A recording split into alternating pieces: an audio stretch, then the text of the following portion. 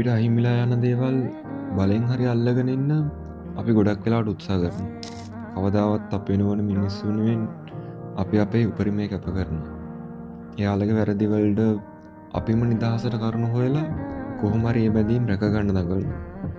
ඒත් අතහැරලා යන්න ඕන දේවල් බලෙන් තියාගන්න හදන එක ඒ දේවල් නැති වෙනවට වඩා අපේ හිත තුවාල කරනවා.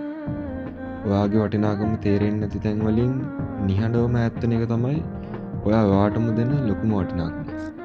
සමහර කතාවලට ලස්සන අවසානයක් නැහැ. එහෙමයි කියලා අපිට ඒ කතා බලෙන් ලියන්නත් බෑ. ඒ නිසා අහිමි වෙන දේවල් ගැනවත් බලෙන් රඳව ගන්න බැරි වුණු මිනිස්සු ගැනවත් තවත් පසුතැවෙන්න එපා.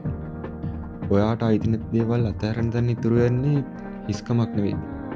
ඒක තමයි මේ තරම් කාලයක් ඔයාගෙන්ම මගහැරුණු ඔයාව ආය අලුතෙන් හොයාගන්න ලැබුණු ලස්සනම අවස්ථාව.